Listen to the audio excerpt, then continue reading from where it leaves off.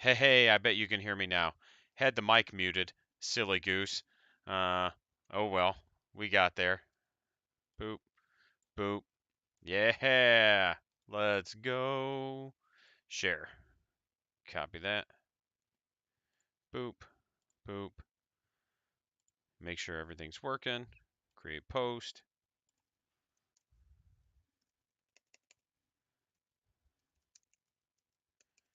Yeah.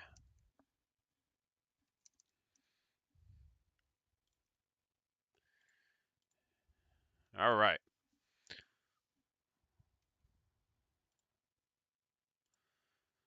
Now that I know we're all working, we can start digging in, friend.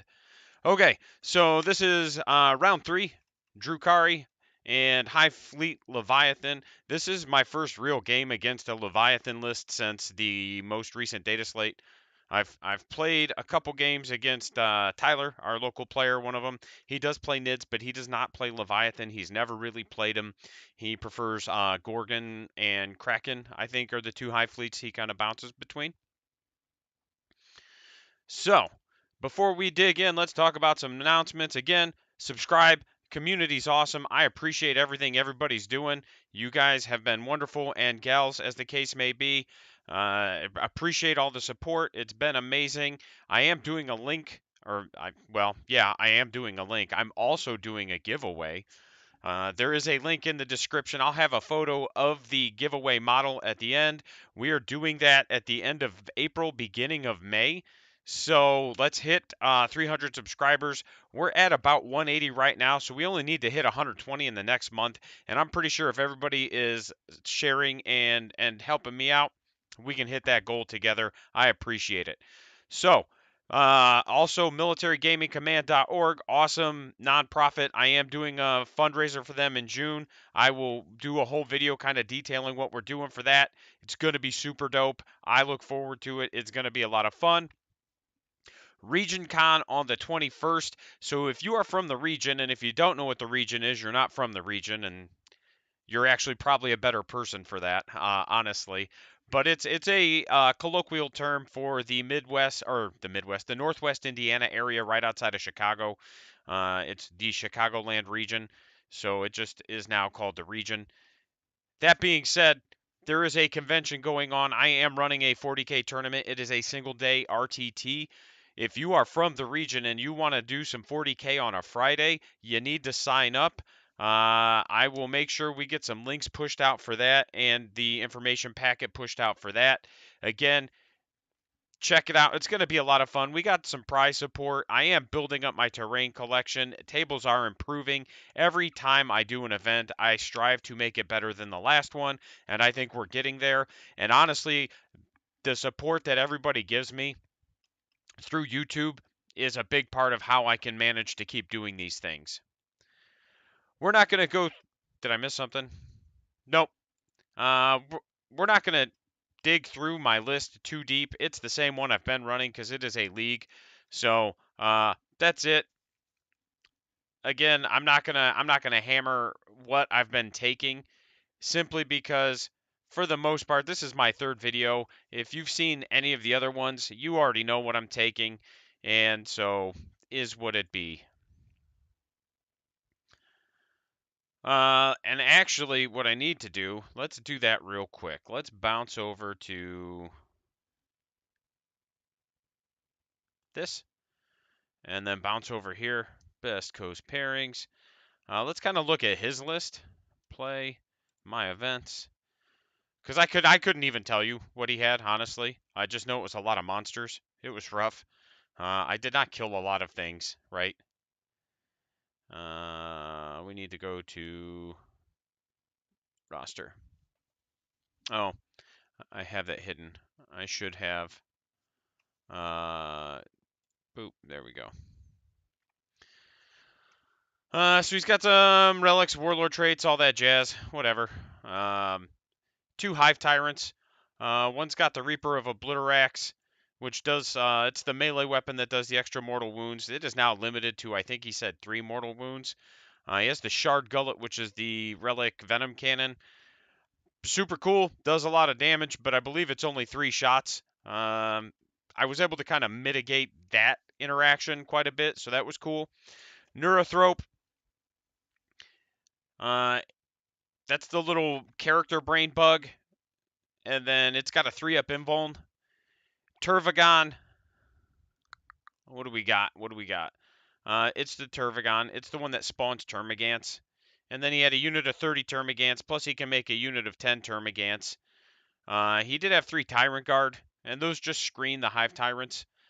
They're not bad. Like, they do damage in melee. You know, they're a good level to fuck around and find out. So you got to kind of be careful around those. And I believe they can heroically intervene. It might be a strat.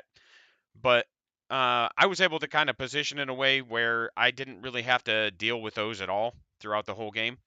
3 Venom Thropes, they have like a -1 to hit aura, and they do something else. Again, I was really able to use my movement and maneuverability to kind of mitigate the efficiency of a lot of his units.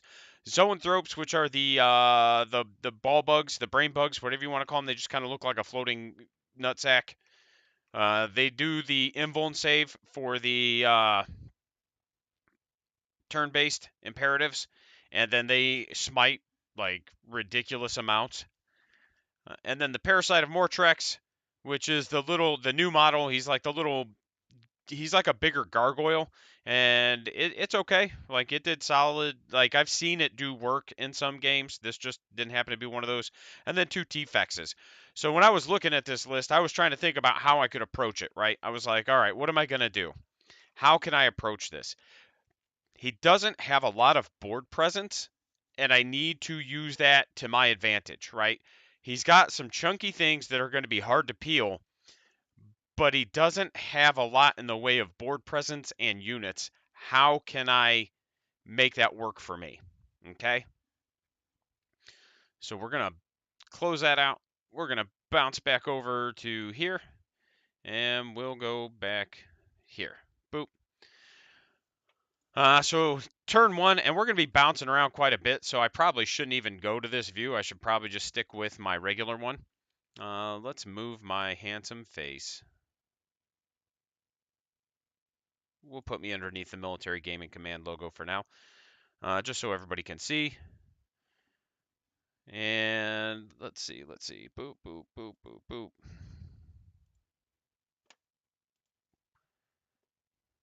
Where are we at? What can we do? What can we do? Sorry. All right. So turn 1, I did start with the Tantalus in reserve, right? And that's kind of just been my mantra most games, simply because I don't want it to get shot off the table before I do anything. But again, I just emptied it out. I didn't put anything in it. It's not a dedicated transport, so I don't have to start with models inside of it. So I just started with my Blood Brides on the table, my Trueborn in the Raider, and the Tantalus in reserve empty. And again, was really relevant, right? Now, arguably, there's some things that I could do that could really kind of make that work a little bit better without emptying it, but that's what I did. And again, second game in a row, I did it. Second game in a row, it was good. I did happen to go first. I did bounce my Raider with the Trueborn out. I blasted a lot of Termagants off the table with poison weapons. I tried to stay on the flanks and avoid the middle of the board. I did get 2 banners down.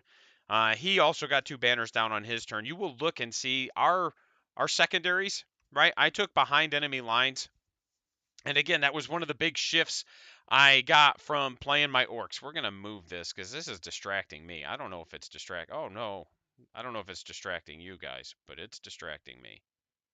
I guess we're not moving that, friend. There we go. Let's put MGC up top where they belong. Um, swapping from herd to prey to behind enemy lines was pretty big in my game against Zach. And again, like, Zach is not a slouch. Like, he just went 4-1 and 3-2 at 2 consecutive GTs.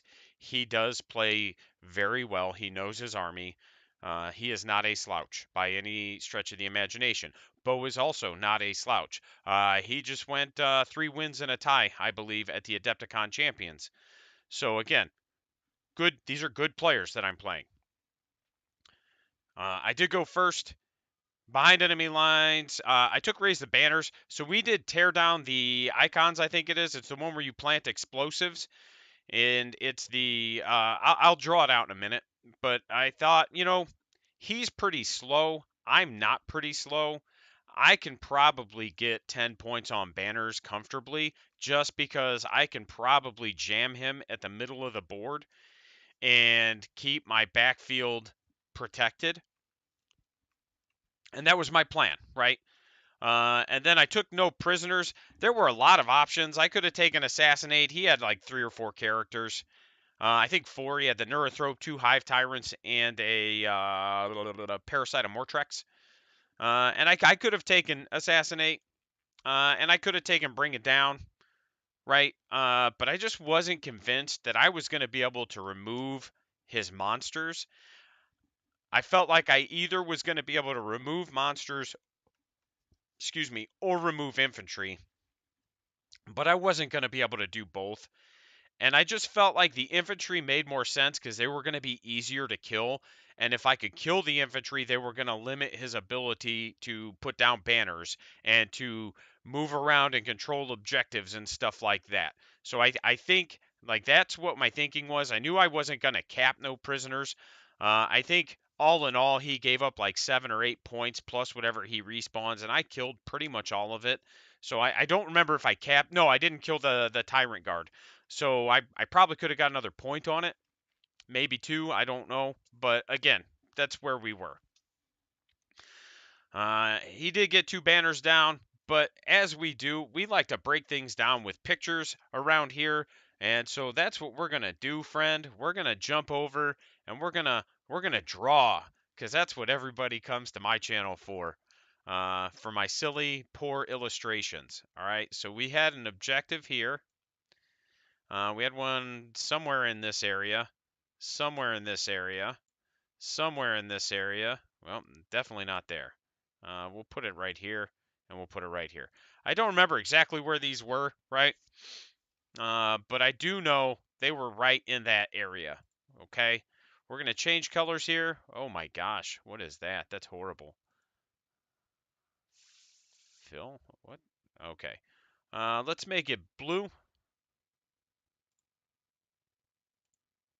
All right. And can I shift for a straight line? No. Well, that's the poopy duty. Do we have a line tool? Doesn't look like it, friend. Oh, here we go. Line. Awesome. So we can boop. And then somewhere right around here, I think. Yeah, it's close enough. We don't need it to be perfect. And then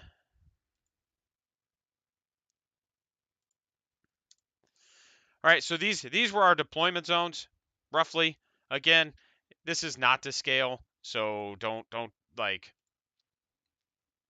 get worked up over the perfection of it, or do. I don't care. I'm just gonna ignore you if you do. So okay, so like I said, like my turn 1, I had a unit that I was able to bounce to here and put down a banner. Oh, I didn't know I could do that. Let's bounce to here, and put down a banner because my guys do move the kind of fast, right? Like elves have 7-inch movement or 8-inch if they're witches, So it's one of those where I had the movement, I could cover it. I had a banner here, I put it down, put my banner down, flipped it, and reversed it. And then I had a unit of racks here, right? Boop, boop. Sure. Uh, so what I ended up doing, right, is he had a string of. Oh, gosh, that's gonna piss me off. How do I just make it 0? There we go. All right. Did that just undo what I did? No. Okay. So he had like a string of termagants, right? Kind of like this. And then he had his Tervagon here. They were in his deployment zone. Again, like not the best, but it was kind of like that, right? And then he had his Hive Tyrants kind of like over here with his Tyrant Guard here. and everything else was just kind of wherever, right? These were the important things. So first things first is I advanced my grotesques up into here. I kept my Hellions and stuff kind of back here. I kept my Incubi and Drazar back there. I did bounce a Raider up here because it gave me, because of the way he had them kind of strung out, I had a line of sight on his Termagants. And then I think I was actually just in the woods is how it panned out. But anyway, I was able to just pop shots off on the Termagants, right? And that's it. I had 7 splinter rifles. My Raider had splinter rack, so it was 24 dice. They were not 24 dice. Dude, maths are hard. 14 dice. Hitting on 2s because they're trueborn. And then wounding on 3s because I was poison tongue, right? So I shredded quite a bit of his Termagants just like right away. Plus, they ate just 2 blasters and a Dark Lance because it was like I had nothing else to shoot him at. So it's one of those where I immediately was able to chip a lot of models off of that, right? So that screen, now he's got to decide, does he spawn the new unit? Does he put him back? Like, okay. Whereas had I not done much damage, he could have just been like, all right, here's 10 more, and now I can do whatever with him. He did take Warp Ritual, so what he ended up doing then was he had to move his screen up, and then the Turvagon up, so everything just kind of moved up. Let's grab an eraser. Do we have an eraser in here? Yeah.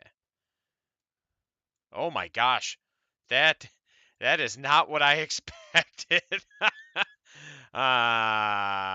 Balls. All right, so we'll just we'll undo everything. We know where we're at here.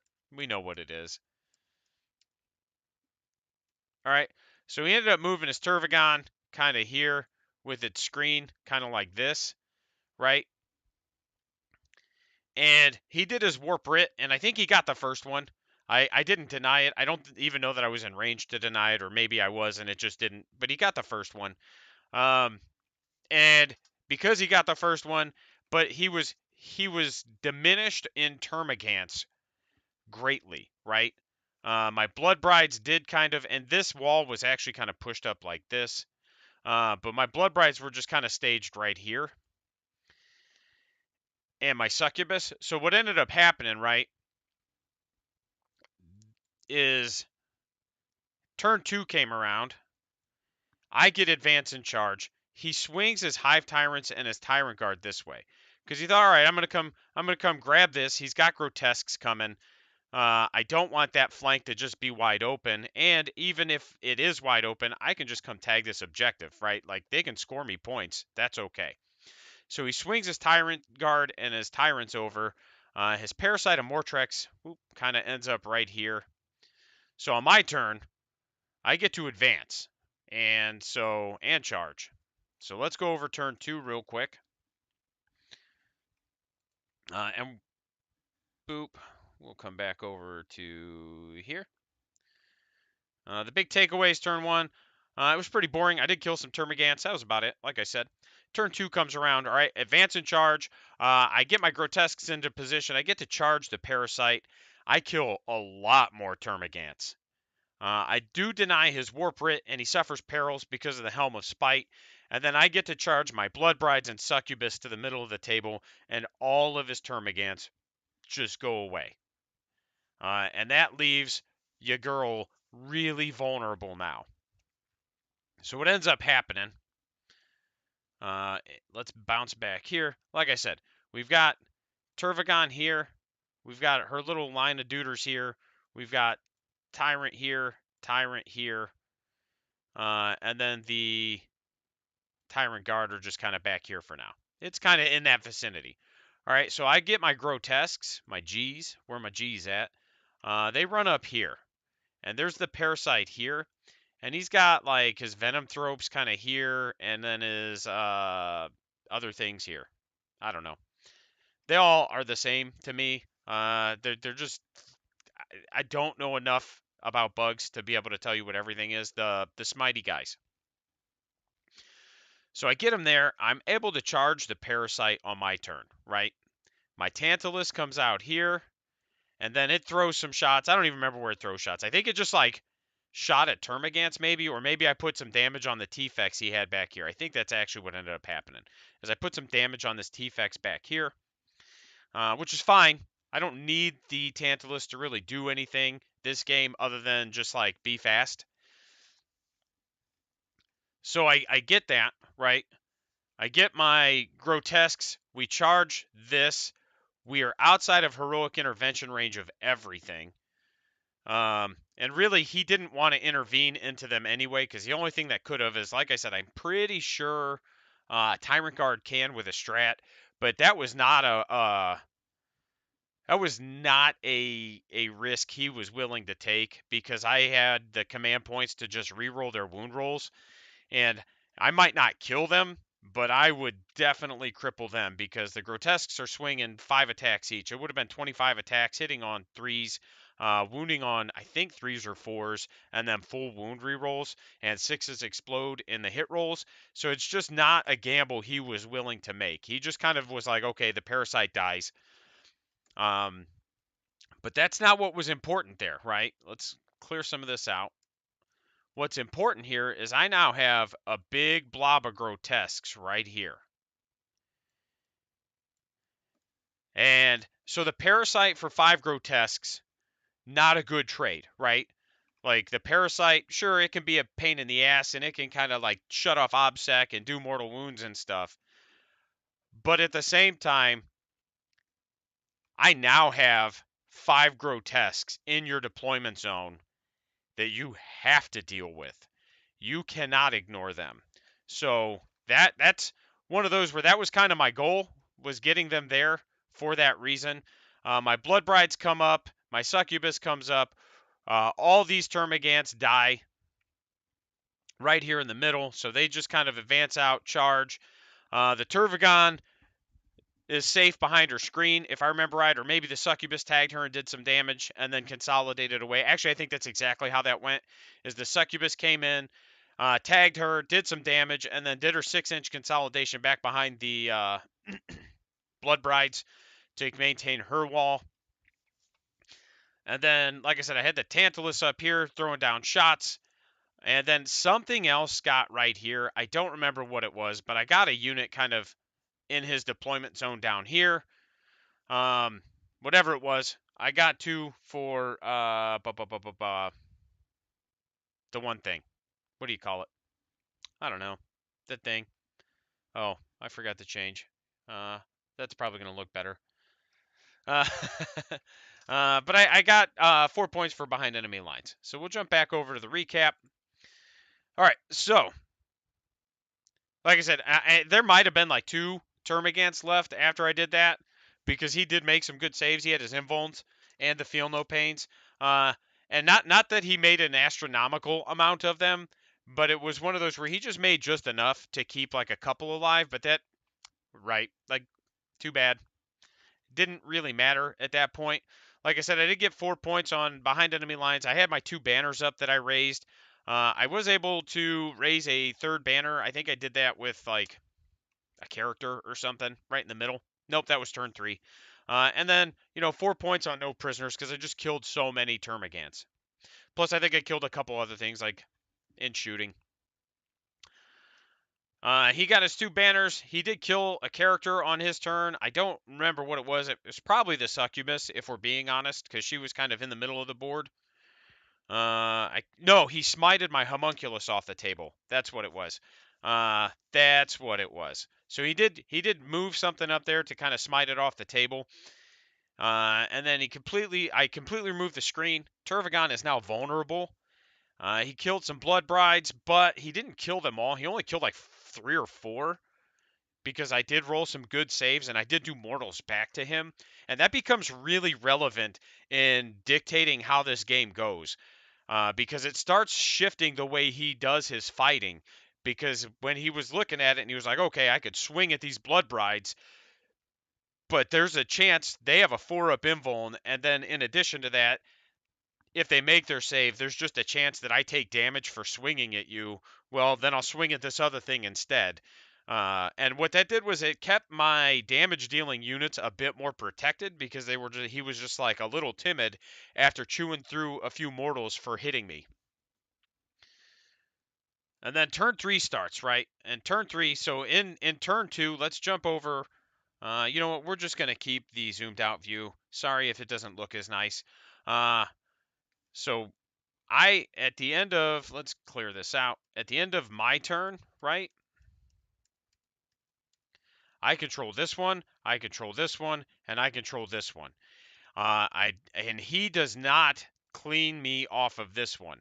I don't have a banner there. I was just doing that to show it. He doesn't wipe me off of it, and I have Blood Brides there, so I have OBSEC. So he doesn't have any more OBSEC. I've basically killed it all at this point. And because I've killed it all, now he's struggling to take the objectives from me because I have OBSEC. I have 2 units of Rax. I have 2 units of Cabalites. I have 1 unit of Witches. So I have things on the table that can just walk up and be like, this is mine now. And that becomes, again, also very relevant. I did knock him off of an objective, right? The middle one. The Turvagon ended up dying this turn, and then he had to commit another character to warp Rit. He didn't warp Rit this turn. He did roll a Perils for his Neuranthrope, which ended up doing 3 mortal wounds to it, so it became a lot easier to kill with its 3-up invuln.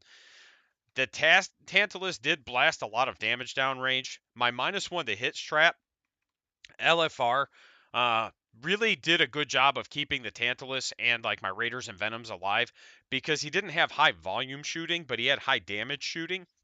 And he was really relying on his smites and his mortal wound spells to do damage. But when I could peel that Turvagon, and then he had to start dedicating other characters, and I could peel the Parasite. So now 2 characters that could do Warp Rit are dead. Now his Hive Tyrants are having to do that, right? And that's kind of what ends up happening. Tantalus does that, started peeling brain bugs. Yep. And I started using like my poison weapons to just like spam wounds on the brain bugs and the venom thropes. I did get to drop another banner mid board. So again, because of the grotesques that were here, those Hive Tyrants that were here both came back, and they needed to. To kill all 5 of those grotesques, it took his whole shooting phase, his whole psychic phase, and he still had to charge them because he did not want to leave one of them alive, right? And I did. I had 1 alive after shooting, after psychic. There was 1 left, and he just was, and he shouldn't. Because even that 1 grotesque, even though it's only 5 attacks, I can slam it back here now, and I can hit this objective, and I can start wreaking havoc here. And I can start slamming into things to dictate where his smites go. So it's one of those where he did have to kill it. That was the right move. But the problem he had was that when my grotesques were here, right, and his tyrants were here, I was able to move that there and bring the tyrants back so that basically turn 1, turn 2, and turn 3, they just didn't interact with the game in a meaningful way. And that was kind of my goal going into it, was like, okay, how can I mitigate his big stuff from really just doing the Lord's work? Now, he did have a Tyrannifex kind of chilling out here, and that is what it is because he needed something on the objective. And because he had that objective, like, I knew it wasn't going anywhere right away. All right, so turn 3, my Tantalus, I auto advance it 12 inches, so it just bounces like to here, right? Because that's a 28-inch move. It can advance and shoot because its guns are assault. It can advance and charge. So I throw some shots. I don't even remember what I shot at this point. I might have shot at the Tyrannifex. I think I probably did, just to force some more damage onto it. And then I ended up charging the Tyrannifex. I actually forgot to roll to see if it took mortal wounds on the charge. But I ended up killing the Tyrannifex in melee. I don't remember if I did it with the Tantalus. I think I did it with the Succubus, right? Again, don't remember, but the Tyrannifex dies, and he's just got 1 thing on this objective. And I want to say this was the turn I was able to take that objective from him. And then my Raider is coming up behind also. So I've got the Tantalus up front, the Raider right behind with the Trueborn.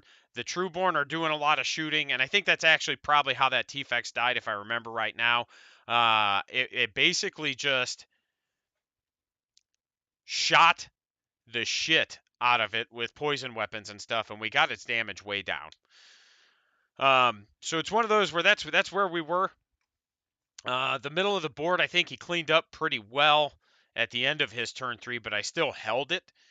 And nope. Yeah, I think I don't remember at this point. I think I put a banner up, and I think he managed to take it from me for a single turn.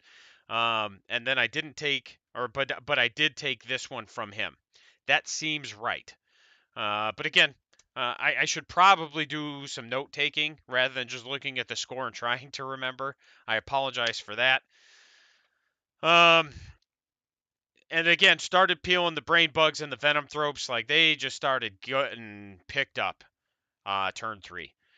Key moments. Hive Tyrants, like I said, still hadn't made it into the game, and I did a good job of keeping them into bad positioning. My banner did go away, but again, it had to suck resources, and it pulled him to the middle of the table, which is where I wanted him. Because turn 4 is when my incubi started getting into combat, right? Like they didn't even see the game until turn 4. And then they just came in and they just cleared out the center with Drazar. Now everything dies, right? Like on his turn 4, a lot of it dies, but he can't control it because I do have a unit of Cabalites here, and he just can't control it because the Incubi are there, Drazar's there, and I've got 6 Cabalites there. My Venom is back here. I've got a unit of Rax here. I've got a unit of Rax here, and he has no OBSEC. And so he's either got to shoot my Incubi and try to kill Drazar to prevent me from dealing damage, or he's got to shoot my Cabalites, but then I'm still going to outnumber him on the objective. And it's one of those where he didn't play it wrong. It's just you got to pick your poison, and he picked his poison, and I don't think it would have changed no matter what he did. I think killing the Incubi and Drazar was the smart play, because had he not, I could have just ran them literally into anything and just done a whole lot of damage. But now the Hive Tyrants are starting to get in. One bounces up this way. The other one starts bouncing this way. The T-Fex starts bouncing this way. And then the Tyrant Guard get up here to grab this objective. But like I said, at this point, it's like too little, too late. The T-Fex, it does something. I forget what it shot at. Probably the Incubi. That makes sense. Like I think the T-Fex and the Hive Tyrants both either went into Drazar or the Incubi, and then the Smites went also into them. There was a Warp Writ that happened. I denied it. So it's one of those where my Helm of Spite worth its points, or worth the command point for it, right? It was definitely worth its weight in gold, because it was just like, cool, I've shut you down 2 turns. Turn 2, turn 3, and turn 4, I shut you down on it. You got it turn 1, and then he got his next one turn 5, which we'll cover. My Raider dies, my Trueborn end up getting out. But again, like that's not the end of the world. What do we got here? Boop, boop, boop, boop, boop, boop, boop. And I did get another banner down. That might have been in the middle of the board. I think it was. I think I put another one down in the middle of the board with the Cabalites. By the end of 4, I'd put, and this is not a joke, right? Like I was doing well enough by turn 4 that was it. Like that game points wise was pretty well decided. Going into 5, right? At the bottom of 5 when he started his turn, I was up by 30 points. It was 80 to 50. Everything that possibly could have happened that he needed to happen to get points did happen. And some of them were very feasible. Some of them weren't. Like some of them just barely happened. Like he had to charge my Archon, and then even then, I still think like he just barely killed the Archon. I could be wrong on that, but it's one of those where it took 2 phases for him to kill the Archon. He had to kill me off of an objective, but he couldn't knock my banner off because they come off in the command phase. So he had to kill me off an objective, which he did, but he just barely did, if I remember right. And then he got his warp writ, and it's not that I didn't deny, it's just that I failed to deny. So again, like he got 4 points for a warp writ that I just failed to deny, and that's one of those where it doesn't matter. Like it could have gone either way, right? He killed me off an objective to get the extra 8 points or 4 points or whatever it ended up being. So it's one of those where like everything that possibly could have gone well for him did go well for him, and it got him 20 points. And so like it was still ended up being a 10-point game even after that.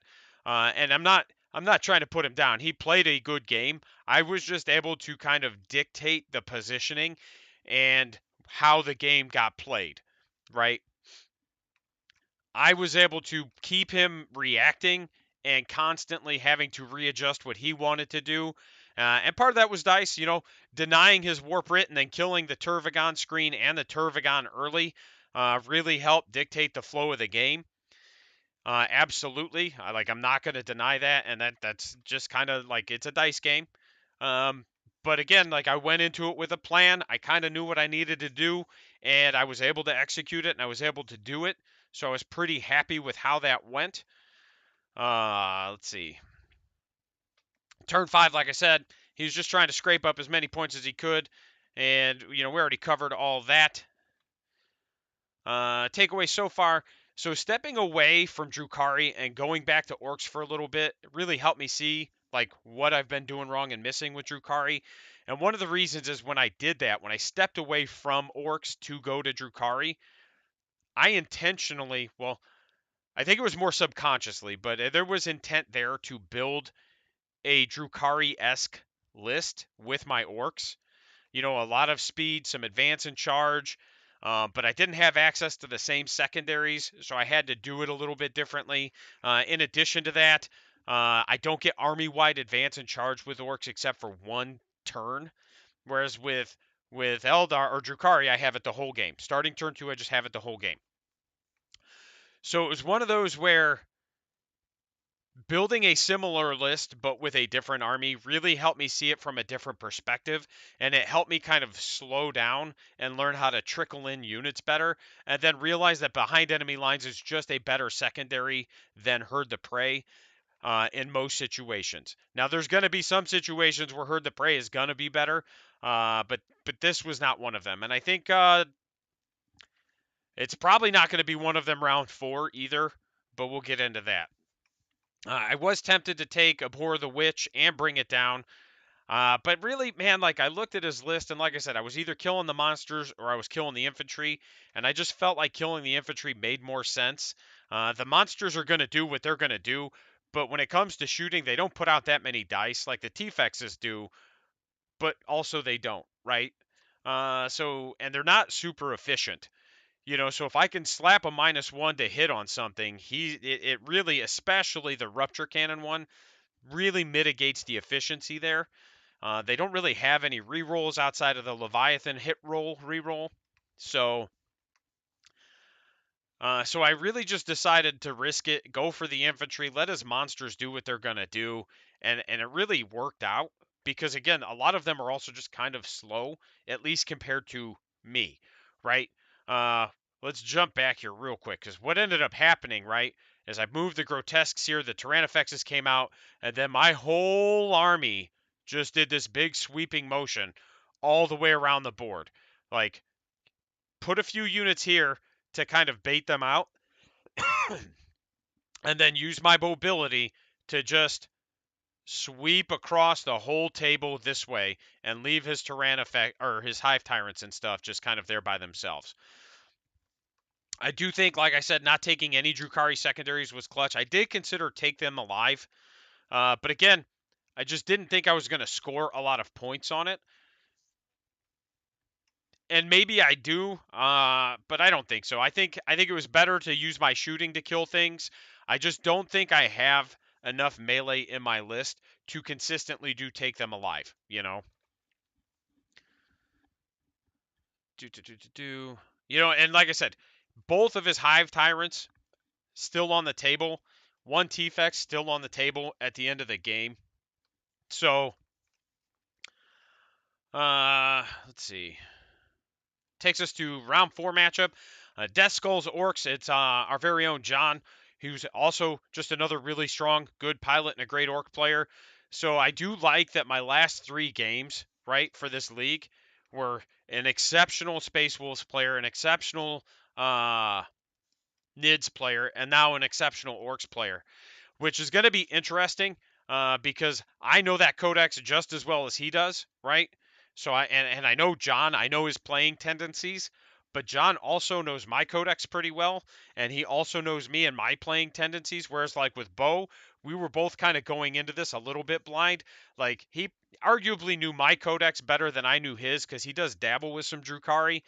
Um, and I do play against Nids occasionally, but he and I don't play a ton. We play each other like I think I've hit him at a couple of tournaments, and then occasionally we meet up for a game here and there, but that's about it. Like it's not like John, where John and I are playing each other almost every week, every other week. Bo and I might be playing like once every 3 months, 4 months, right? So it's going to be a tough game because again, we both know our tendencies very well. But really, no matter who wins, I get to win because if John wins, orcs are the best, and I'm a winner there, right?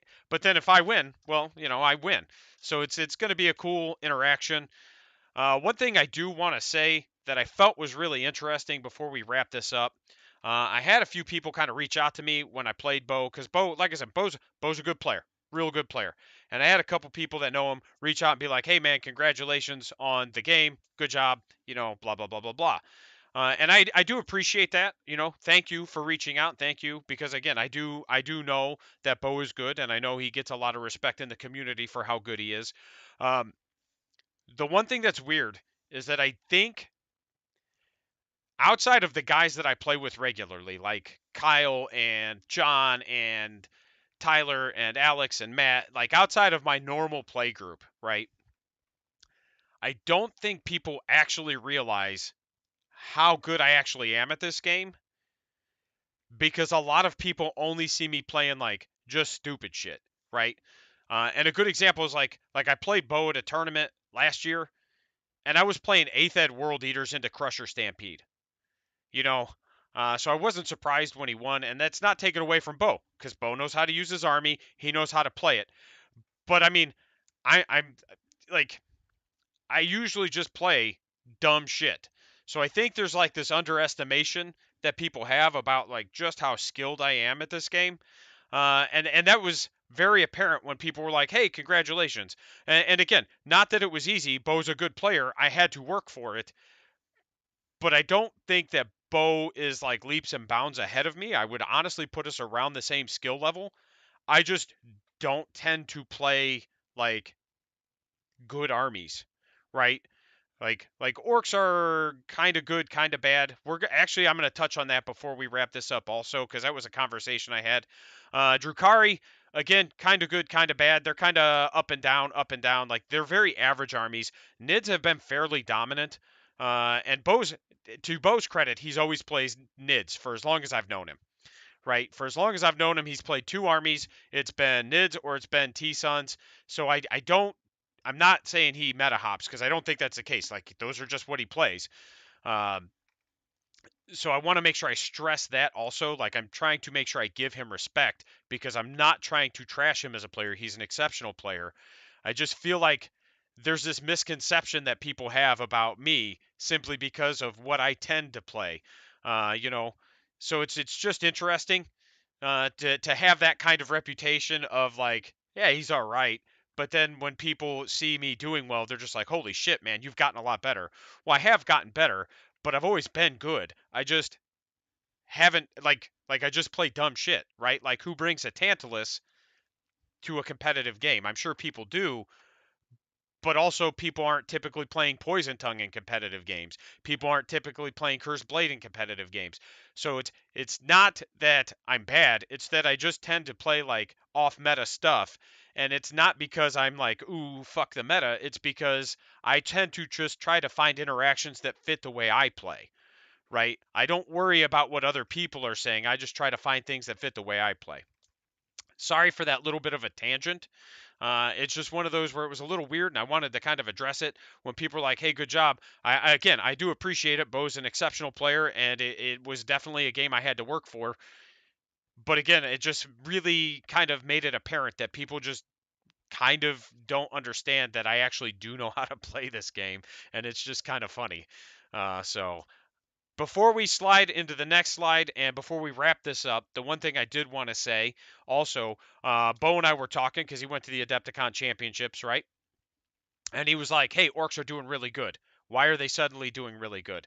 And I was like, "Well, goths are doing really well, right? Orcs aren't doing necessarily any better than they were. Goths are doing a little bit better." And I had to think about it, and it came to me, right? Because orcs haven't changed. Their knobs got a little cheaper, so now you're seeing more knobs on the table. And it's not even that they got cheaper; it's that their war gear got cheaper, right? Like Big Choppas became a free upgrade, and honestly, they could have been a 1 point upgrade, and it still would have been worth. But going to a free upgrade is money, right? So you're seeing more knobs on the table, but really, it's not that orcs got better; it's that this last data slate saw so many armies get nerfed, right? And I think that's why Drukari's kind of picking up a little bit. Like, you look at their stats, they're winning a few more games. It's not that the army got better, it's that when Tau got nerfed again, Nids got nerfed again, Harlequins got nerfed. Craft Worlds, I don't think changed a ton. Like, I think a couple units maybe went up in points, but for the most part, they didn't change a ton, but they've been hit with, like, nerf after nerf also. So you have these armies that have just been out there killing it, get nerfed, and then Marines get better, but Orcs stay the same, and Drukari stay the same, right? Like, neither one of those. I bet you do, you grotesque human being. Big shout out to Midwest Minis, Tyler out there. He is the guy that I commissioned for the Umbral 6, which we're going to show a picture of. But it's not that they got better; it's that everything else got worse. So these books are doing better. So again, the orc book didn't suddenly become good or more viable. It's just that the armies that were doing really well have all been nerfed. Sisters, I think, got a nerf also. I don't think it was a big one, but I think they got a nerf. Krons, I think, got a slight nerf in their secondary interaction as well. But again, that's what it is, guys. It's not that any book got better. It's that GW just made all the good books bad, or not bad, but worse. You know, to kind of, rather than pick up the bad books, they're bringing down the good books, and that's not necessarily good or bad. That's just the way it went. And so that's why you're seeing other books doing better. And again, I want to just stress that when you're talking about orcs, right? Like, the book itself isn't what's doing well. The internal balance in that book is pretty poor. Goths are doing well. Descals are doing average. Everything else is doing pretty bad. Outside of that, T5, too good, man. Do you remember when Kyle kept telling me how good T5 was going to be and then how much it just didn't matter? Link in the description. This is our giveaway. Look at that handsome model painted by our very own Midwest Minis. Let's zoom it in there a little bit.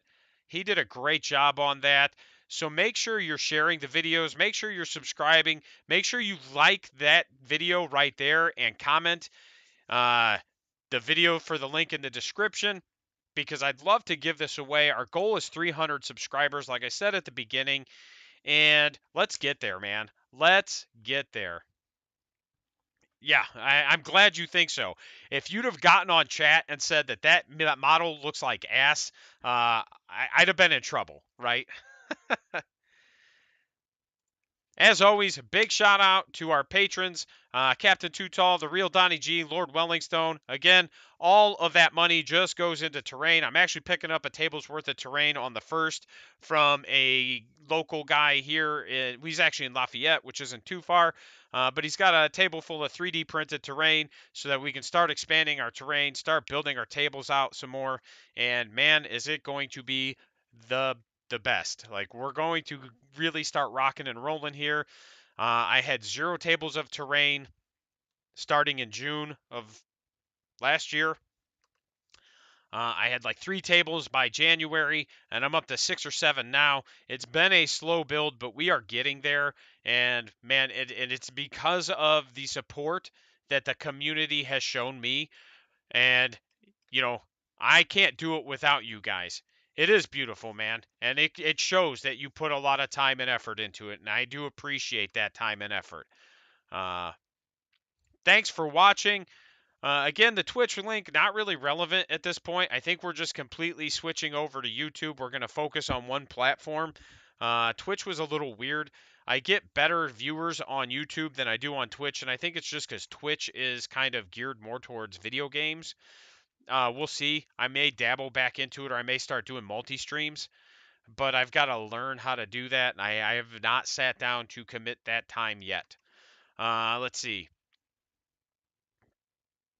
Yeah, I think that's it. Thanks everybody for watching. Oh, real quick, if you've watched to this point, right? And I'll put a comment in the video also. But if you've watched to this point, let me know how you feel about me breaking down stream games. Um, because if I'm going to be playing stream games, which I'm probably going to be doing, um, I'm not going to be able to do like the drawing and the breakdown like I had in the past. So if you want to see me go through and really like break down games the way I break down my league games, but as an overview, right? Like I can edit the video, I can talk over that, I can cut out their audio and just kind of break down their moves. If that's something everybody would be interested in, let me know. I will be happy to do that. It will slow down my video output because it's going to take a lot of watching and editing, but I would be happy to do that. You just got to let me know. And like I said, I'll make sure I make a comment so that people can kind of see that also.